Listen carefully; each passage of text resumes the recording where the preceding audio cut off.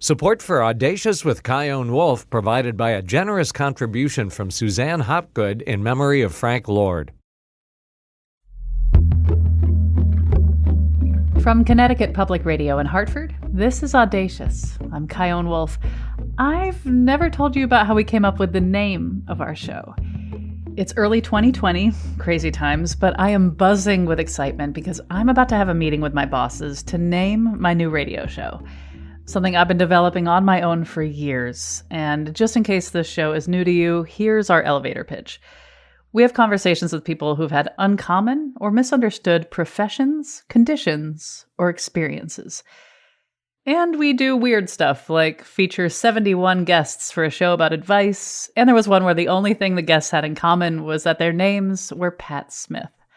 So it's a brave, funny, deeply connecting show. So the name?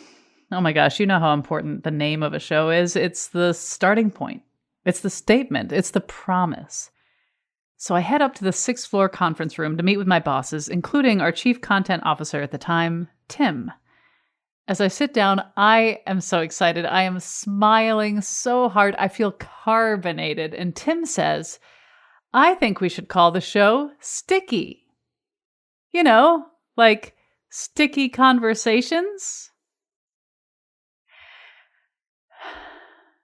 Now, Tim is known for using humor in important conversations, so I search his face for a micro smirk.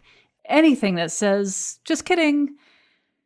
I see no such smirk. So I say, absolutely not. That sounds like an uncomfortable health condition. And can you imagine sending someone an email, "Hi, I'd like to invite you to be a guest on Sticky with Kyone Wolf." And he says, well, I love it. And if we don't have a different title that we can all agree on by the time this meeting is over in an hour, then we're calling it Sticky. So I refer to my very thoughtfully curated list of over 200 title ideas and suggest Not Afraid to Ask with Kyone Wolf, What It's Like with Kyone Wolf, Getting Uncomfortable with Kyone Wolf. But I have to admit that none of them feel right. 60 minutes pass, and we have reached no consensus. As the 61st minute ticks by, Tim puts his hands on the conference room table and lifts himself out of his seat. My heart tightens. Right as Tim's mouth starts to form the word sticky, graphic designer John Gibson pipes in. He says, maybe we need to think bigger. There's a quote that I really love from one of the original Mad Men marketing pros back in the day that goes something like, if you really want to get people's attention, you've got to do something audacious. I look at Tim and say, audacious. And he goes, great, Audacious with Kyone Wolf. Meeting's over. Now, I have to admit that I was kind of intimidated by this word. I mean, it's a very high standard, but it didn't take long before I start to love the show's name, the boldness of it, the bigness of it. And looking back at 5 years and hundreds of episodes, yeah, I'd say we've lived up to the promise of Audacious. And it turns out I am not the only one who's fallen hard for this word. We've discovered other podcasts, docuseries, and projects that also dare call themselves audacious. Which made me wonder, when someone else looks at that word and thinks, yes, that's me, that's my work, how are they like me, like us who work on this show, and how are they totally different? Well, we decided to find out. You're going to meet 3 creators united by having audacious in the title of their work.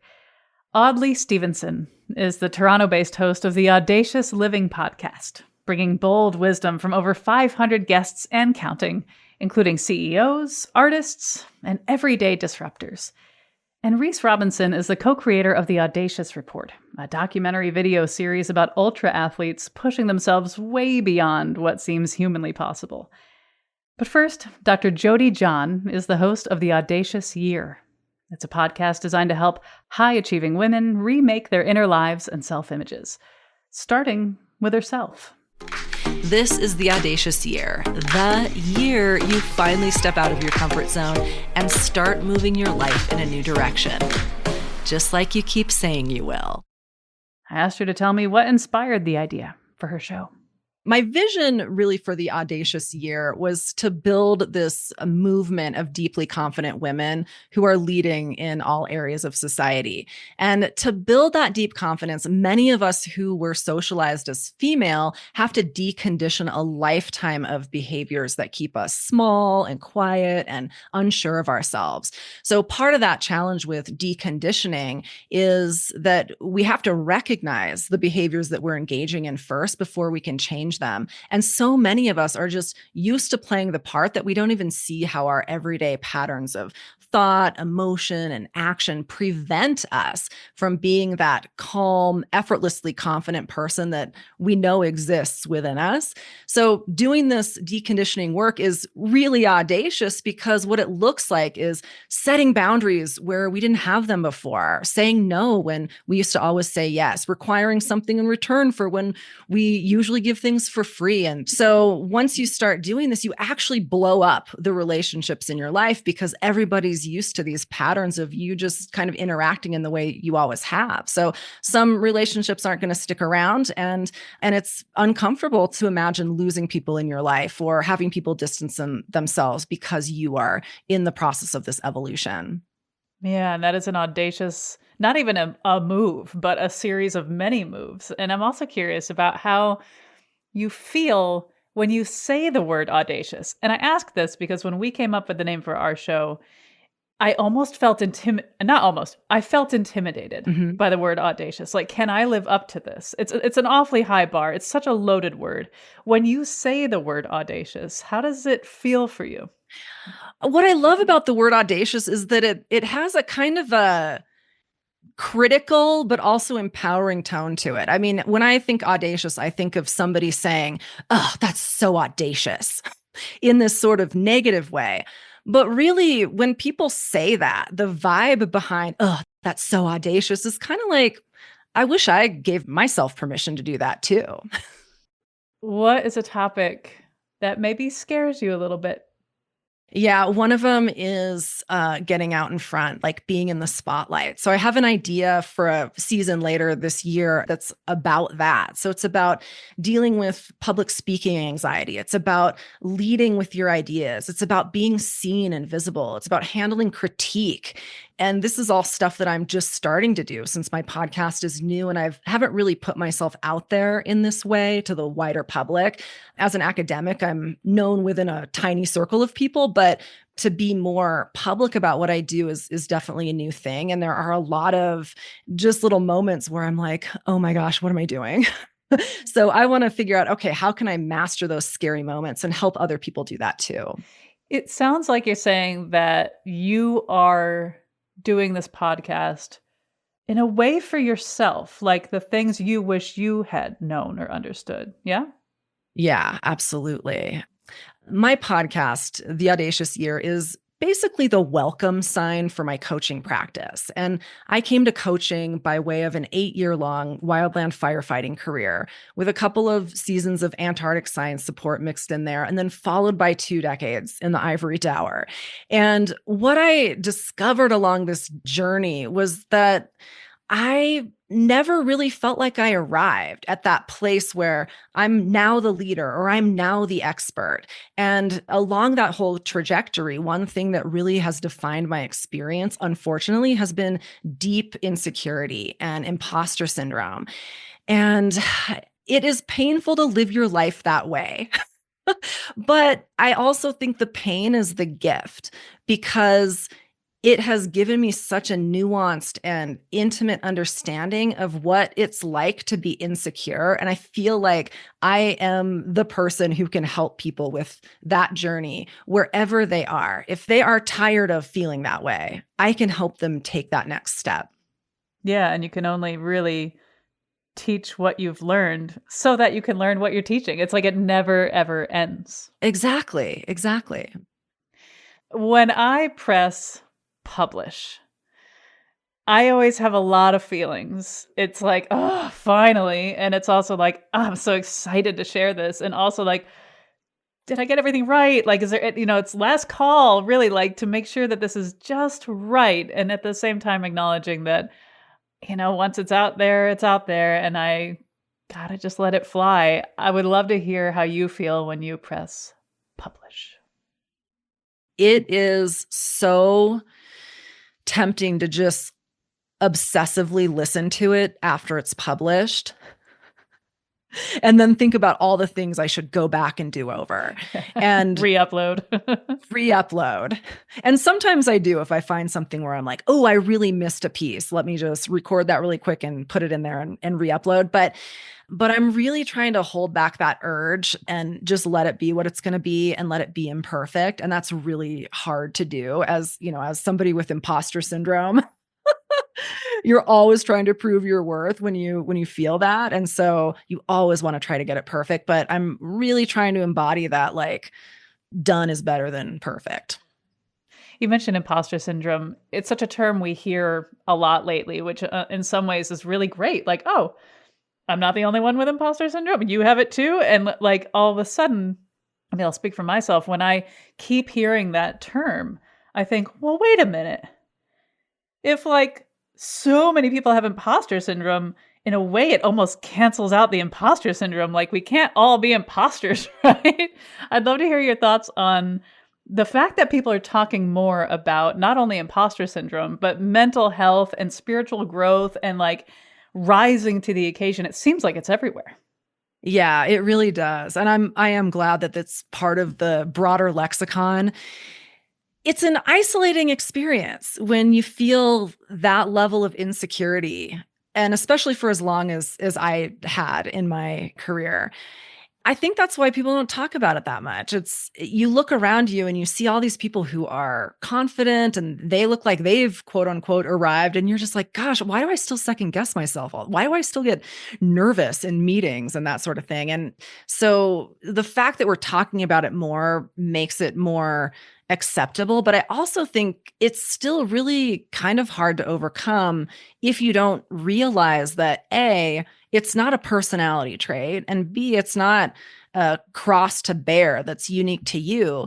I think once people realize that this is just a set of patterns of thought, behavior, and action that you can change at any time. And I think coming to that discovery myself when I discovered the world of coaching was really a big light bulb moment for me that, oh, okay, this doesn't have to be me reacting to every situation that I encounter and hoping for the best. I can actually plan for this. I can do some visualizations. I can map out my thought patterns and come up with a better thought pattern that gets me feeling how I need to feel in order to arrive in a situation confident and ready to play. Yeah, exactly. I think that we all probably in some way or another feel imposter syndrome because we are. I mean, I know that not everybody believes in life outside of this human existence. I certainly didn't for decades, and now I do. But I think we are all these spirits in meat bags full of tubes. So yeah, we're going to feel like imposters. This is not our forever home. And so it's probably in ways like healthy to see the ways in which, ooh, this is uncomfortable. Ooh, I don't feel like I know exactly what I'm doing here. I mean, I was a cell phone salesperson in a mall who now has a public radio show. Nobody knows what they're doing. And there is something really liberating about that. Oh, I completely agree. And the way that I see it is that life is an opportunity. It's like you land in this vehicle with no owner's manual. And so what happens is we're all just driving around trying to figure out, like, what does this button do? Crashing into things. But if we had an owner's manual, particularly one that helps us figure out how to navigate our everyday thought and emotion patterns, the whole game changes.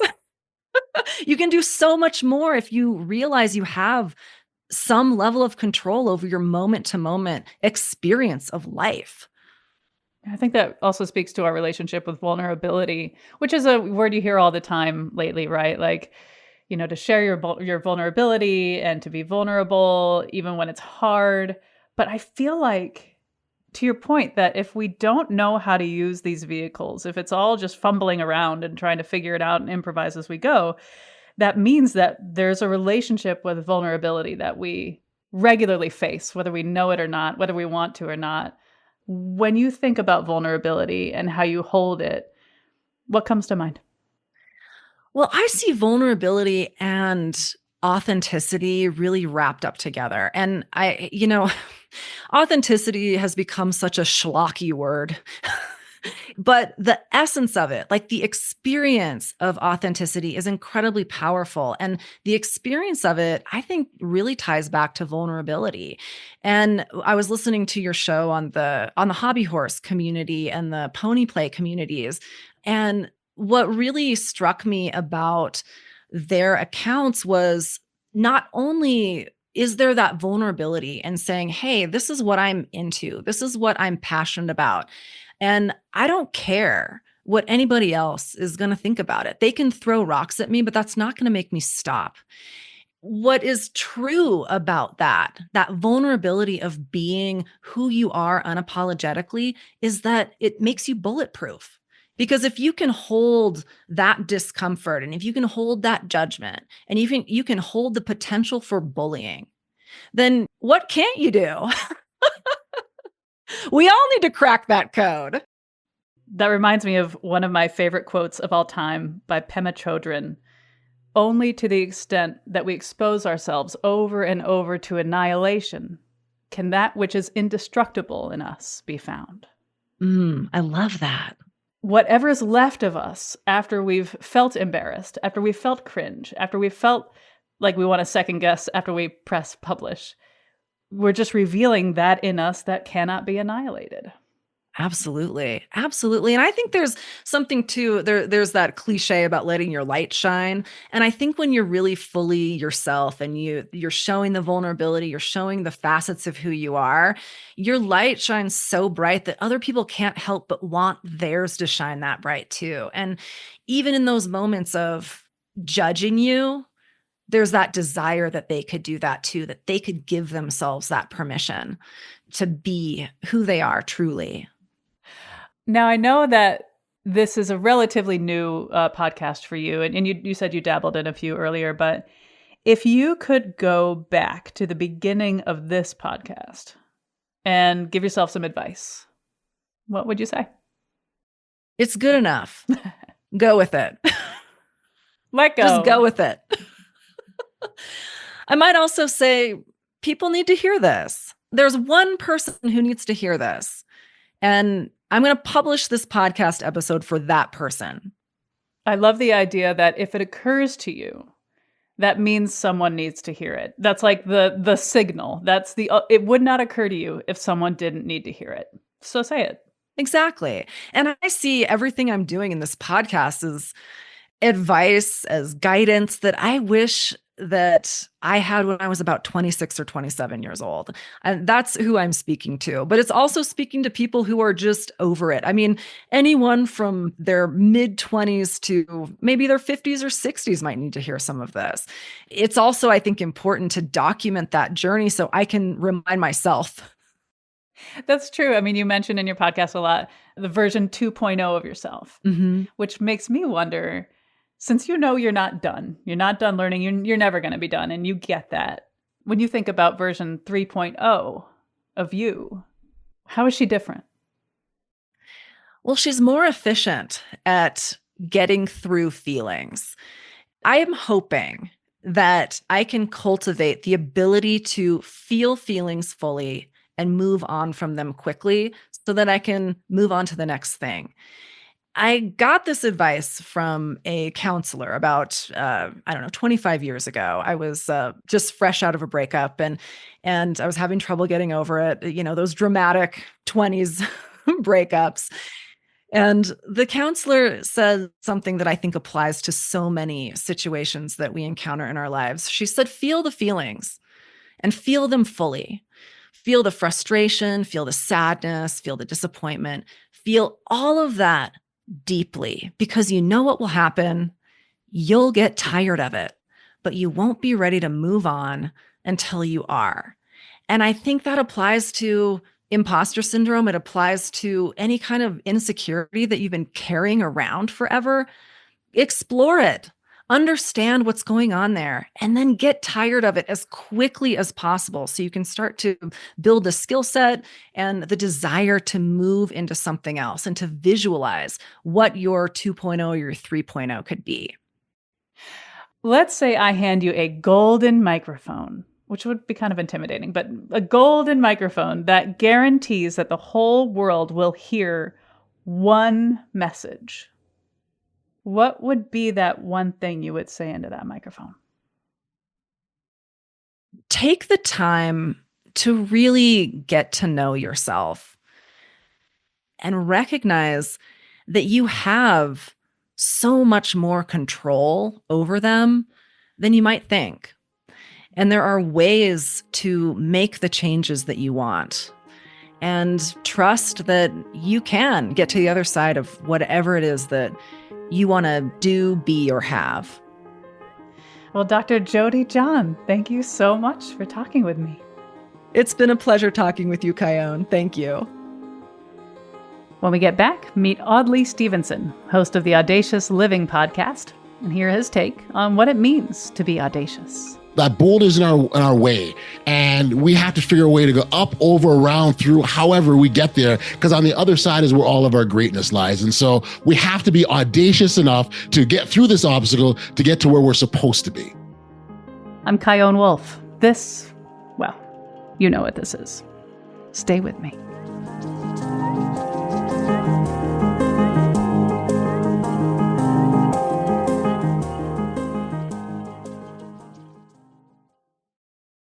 This is Audacious. I'm Kyone Wolf, and today we're meeting other creators who chose to have audacious in the name of their shows. In a little bit, you're going to meet the co-creator of the Audacious Report. That's a documentary series capturing ultra athletes as they test the outer limits of human endurance. Now, when the pandemic hit, Audley Stephenson lost access to basketball. And that was his sport, his community, his outlet. But instead of retreating, he pivoted, launching the Audacious Living podcast, which now has more than 500 episodes. It's a space where he celebrates the power of vulnerability, resilience, and self-definition. Among his guests are CEOs, artists, journalists, spiritual leaders, and people who are figuring it out, just like the rest of us. Remember, you have the power to live audaciously, and it all starts with embracing your unique gifts. So keep striving for that audacious life. So how did he come up with the idea for his show and using that most powerful word? There's two parts of my story. So the word audacious isn't something that was always top of mind for me, because it actually wasn't.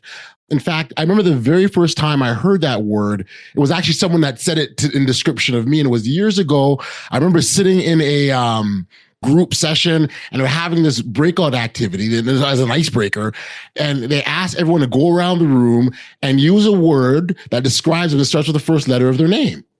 And I said, because sometimes I've got a bit of a loud voice. So I said, oh, I'm very audio. That's the first that came to mind. I'm like, audio, great. And someone looked at me and goes, oh, I like audacious. I'm like, oh, that's kind of a cool word. Fast forward like 15 years later, we go through this thing called the pandemic. At the time of the pandemic, I was a commissioner of a basketball league here in Canada. It's called NBL Canada. I was a commissioner. I'd been on the role for about 6 or 7 years. We were on the verge of going into our playoffs, a very exciting time of year for us. Pandemic hits. So we lost that.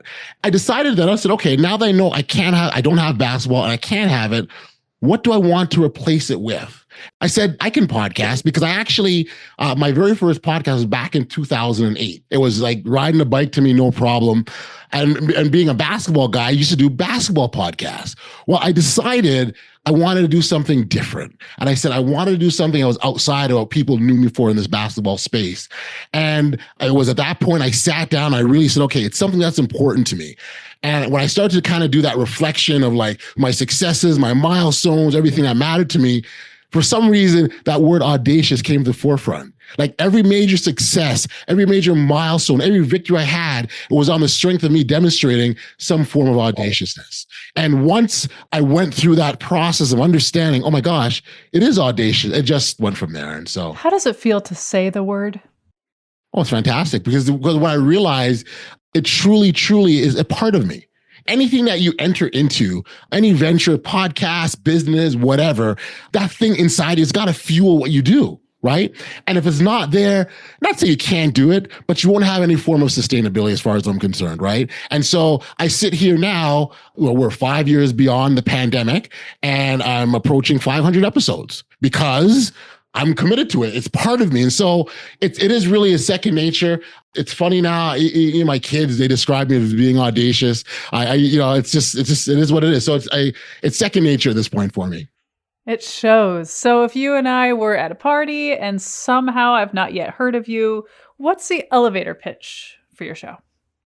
I encourage individuals to live their best audacious lives ever. And what that looks like will be very, very different for you versus me, versus Sally, Tom, and Jerry. It's all totally different because we all on our own individual pathway. And as we live our path, we have our own obstacles, our own challenges, our own accomplishments.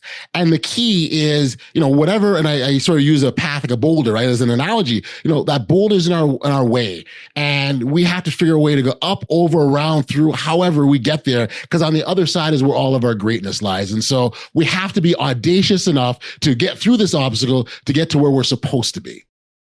Because your show is so personal, I wonder how you decide the degree to which you will put your personal stuff on the air versus hold back and just let them take that stage. Because that is something I'm up against all the time. I've got no conscience when it comes to that at all. I mean, I've told stories about my love life, my kids, my mother, because what I also realize is it's really important for me to be as real, as authentic as I possibly can, because that's how we connect to others. Because we're all human. And I think our ability to relate and connect is what brings us closer together. And so, to be honest, I struggle with it because I don't really think about it much. And there's sometimes I go, maybe I shouldn't have said that.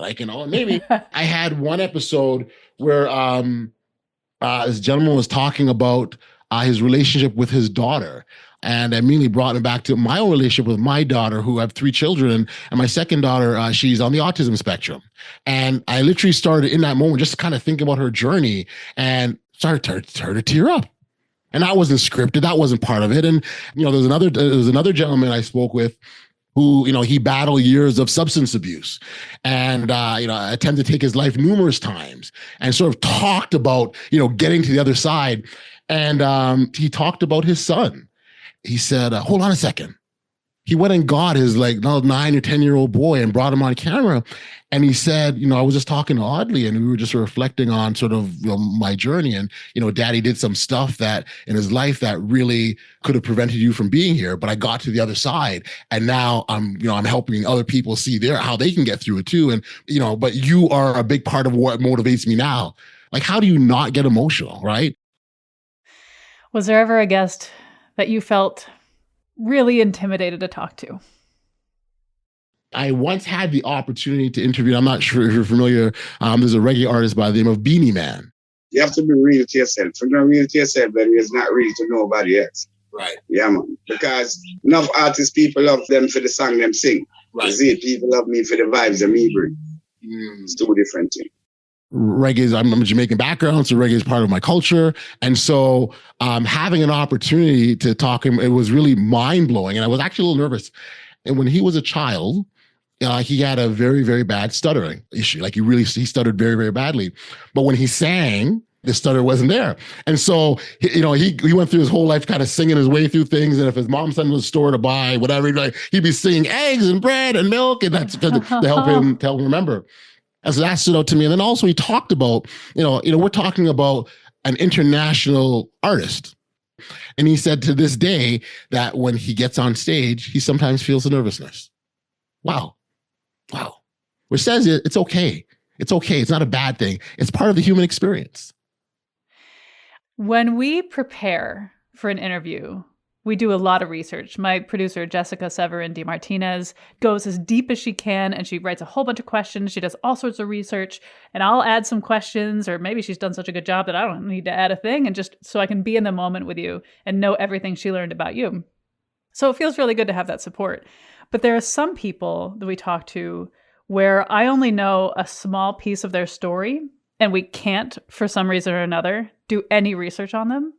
And interviews like that, light me up in a certain way. I love just going in pretty much blind because then it feels more like the real kind of conversations you have with people. So on that note, how do you prepare for these conversations? How do you balance the research and the questions in a Google Doc or whatever you use versus just going in blind?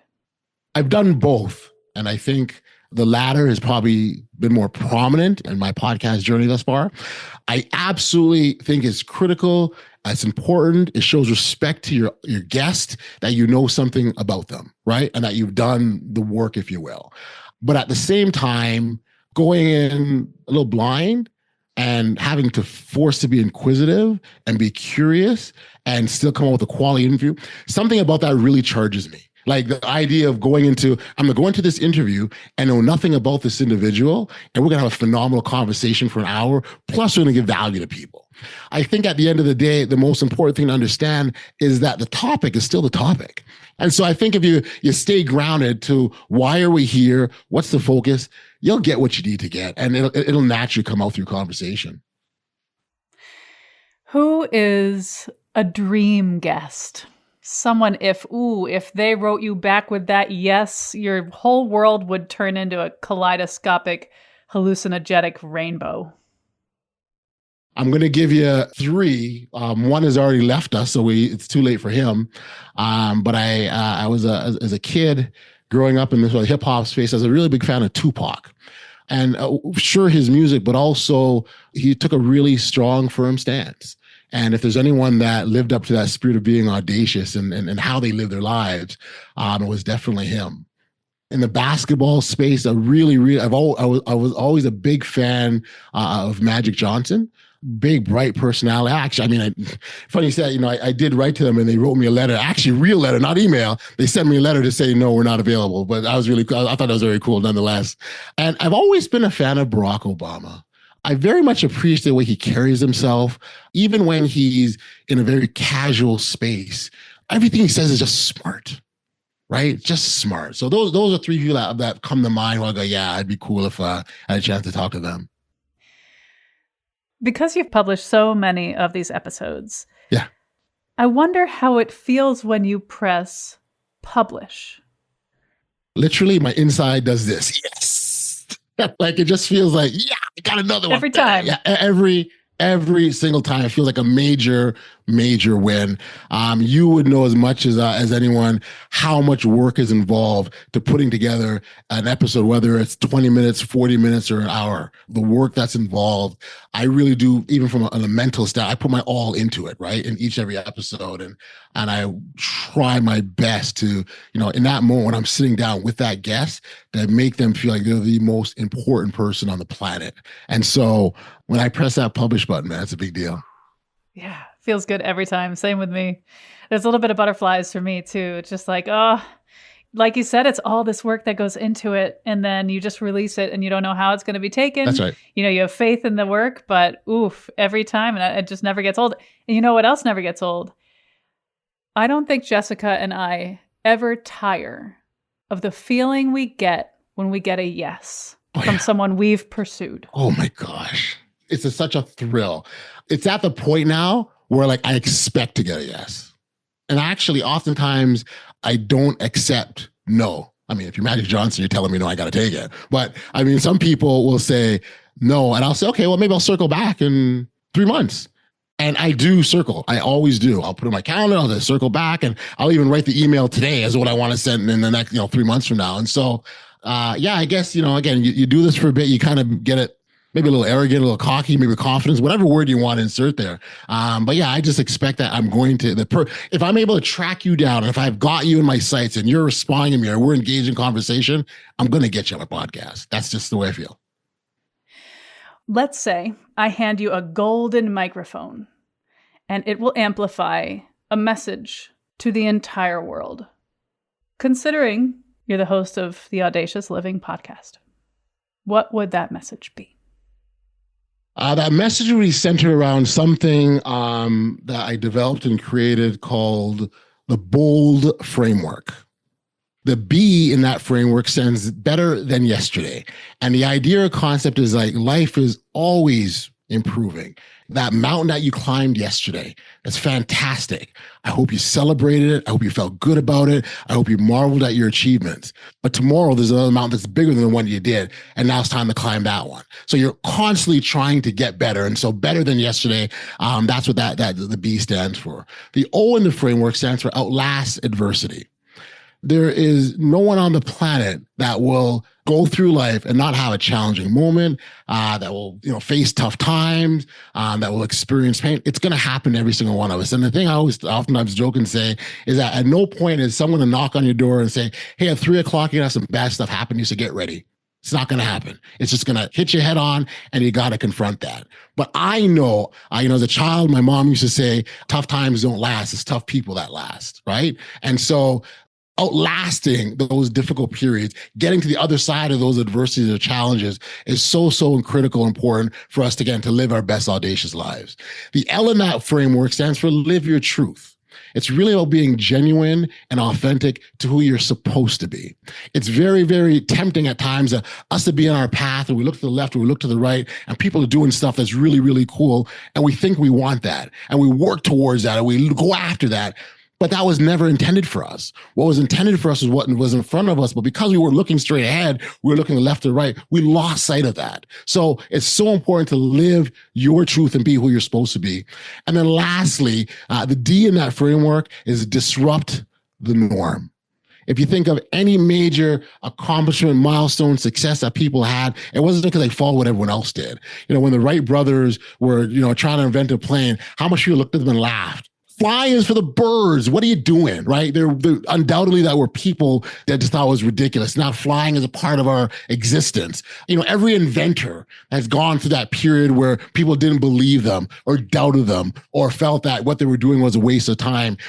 So disrupting the norm is really the key and the final key in that framework of living your best audacious life. So better than you were yesterday, outlast the norm, live your truth, disrupt the norm is what I would boldly share, and I'll say it very audaciously with as many people that could hear my voice.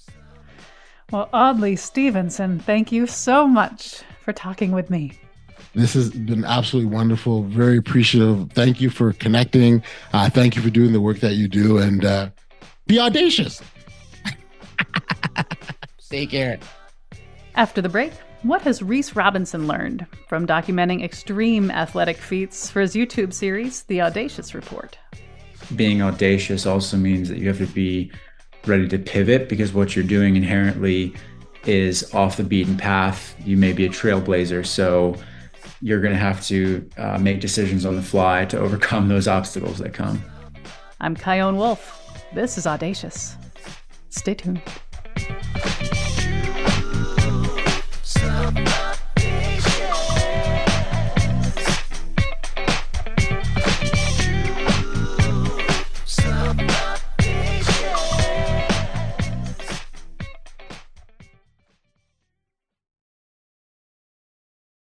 This is Audacious. I'm Kyone Wolf. If you're in the mood for inspiration and adrenaline, you've got to meet Reece Robinson. He's the Emmy-winning co-creator of The Audacious Report. That's a YouTube docuseries that captures people doing epic endurance challenges like rowing across oceans, sprinting across countries, and running beyond the range of a Tesla. Take it easy. Got to take it slow to go long. So one step in front of the other. Yeah, I'll be good. Till we outrun this Tesla. Now, the feats that he covers are really cool, but the way Reece produces and films the fear, faith, and humanity behind them, well, it makes sense why he chose such a powerful word to be in the title of his show. But still, there are a lot of words that Reece could have used to describe his series, so how did he land on Audacious? My co-founder and I, Robbie Ballinger, it was really more Robbie's idea, I'd say. I think that he saw a place for endurance media, a hub for people that are interested in not necessarily formal races like marathons, and now, ultra races are really popular as well. Everyone and their grandmother is now running a 100-mile race, but we wanted to create a media platform for somewhat under the radar endurance feats that are more, hey, you know what, I'm going to run across this state. I'm going to run across this country. I'm going to bike, get the fastest time biking across the Baja Peninsula in Mexico, which is one of our films. And so that word audacious, it's about not just I'm going to sign up for a race, but I'm going to decide to do something no one has done or be the fastest to do it. And that takes true audacity, true grit, true boldness. And, my path too as a filmmaker has been, I think, marked by audacity, being audacious, and making films about incredible people, whether it be an endurance athlete or a hospital worker that is in the midst of the COVID-19 pandemic. On one of the films I made called The First Wave that I was a part of. I would love to hear about a project you've covered that maybe changed you in a certain way. The Run Across America, which is also probably our highest viewed series on the Audacious Report YouTube channel, is a series of 9 episodes that we filmed and edited in real time across the country from LA to New York. We're following an English runner, William Gouge. We are about to attempt to run across the whole of the US. It's the biggest endurance effort you can really undertake as a runner. And he was running 55 miles a day for 55 days from LA to New York. And one thing that made it quite interesting was that a skeptic claimed that we were cheating. This English self-proclaimed running historian said that we were cheating, and we were not. He flew out from England to rural Oklahoma to try and catch us cheating, which was absolutely ridiculous. Obviously, he didn't find anything, though he's kept on his forums and things like that to spread hate and troll us. But I think the most powerful thing about that was not only the camaraderie of being with 4 or 5 other guys on this trip as we made our way across the country, but spending time in the middle of nowhere, United States, far from the interstates. We're on state highways, and we'd stop every 6 miles to give Will, the runner, some aid and crew him. And being able to sit somewhere in the middle of the country with your feet in the sand or the grass, wherever it was, and just immerse yourself in that for just about 2 months was really incredible. And the people we met along the way were so lovely and incredible to talk to. So I think that was really lovely, was getting to spend time in this country in places where you would not usually be, just blazing across it in a car on the highway. Because of the nature of the projects you take on, nothing really goes 100% according to plan. So you do leave room for improvisation, for things to go wrong. Will you talk about a project that maybe really didn't go the way you thought it would? One of our films, which is called Outlast a Tesla, it's about my partner, co-founder, Robbie Ballinger, who's an incredible ultra runner. He did this incredible feat where he outlasted a Tesla over almost 80 hours of running in Texas Hill Country. So a Tesla had 270 miles of range. It drove until it died. And then Robbie, the runner, attempted and successfully outlasted it by running over, just about 3 days, outlasting the battery of this Tesla with his own human power. And of course, it has a bit of a viral element to it in that it's runner, man versus machine. There's this element of man versus machine that's really fun. But what went super wrong was there was an accident. One of the brand's vehicles that was there had a collision with one of the crew's vehicles. So that was a huge moment where it's like, should this thing be called off? Ultimately, it did become part of the film, and everyone moved forward amidst the 90-degree heat and in the Texas Hill Country. So yeah, often being audacious also means that you have to be ready to pivot, because what you're doing inherently is off the beaten path. You may be a trailblazer, so you're going to have to make decisions on the fly to overcome those obstacles that come. When you have finally assembled and put together a piece that you have invested time, money, literal sweat and blood into, and you press publish, what does that feel like for you? It's incredibly gratifying, and part of why we chose to go direct to our audience on YouTube rather than pursuing streamers or putting it on Prime Video for, a few dollars, is that you can have a film on a streaming platform and feel prestigious, but people may never watch it. It's behind a catalog of thousands of things, whereas we've garnered well over 1 million views on our videos in just a few short years, and have, I think, and I know, touched a lot of people. And the countless messages we've received about people being inspired to pursue their own athletic achievements or just be that much better of a person in their day-to-day life has been really gratifying. And we know that making films about incredible feats of endurance, it touches a lot of people and it strikes a chord, gets people riled up to be a better version of themselves. To be the next person you want to cover. Yes, no, we've had a lot of former fans that have been like, hey, I'm doing this. And it's been incredible. We've gotten dozens and dozens and dozens of messages about people doing their own feats. And while we're not able to cover everything, of course, it's really cool to see what people are out there doing. And that is something that's special about today, is whether it's because of social media or just the kind of spirit of people wanting to take risk. You see a lot of people out there accomplishing their own Everest, their own incredible achievement, whether it be physical or otherwise. But people are hungry right now to grow. Let's say I hand you a golden mic that guarantees the whole world will hear your next thought. What would you say into it? Be a little more courteous and understanding.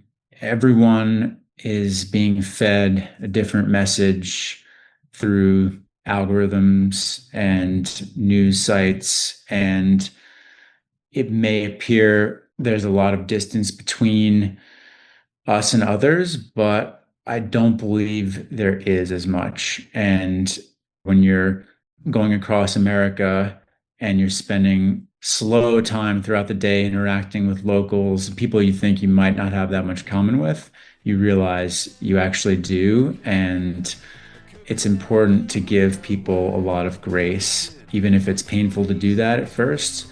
You might be surprised what's on the other side of that. That was Reece Robinson, co-creator of the Audacious Report. Audacious, this one, is always lovingly produced by Jessica Severin DeMartinez, Meg Fitzgerald, and Robin Doyon Aitken at Connecticut Public Radio in Hartford, with special thanks to Tim Rasmussen. If you like this episode, I know you'll love the one I did with Brandon Stanton.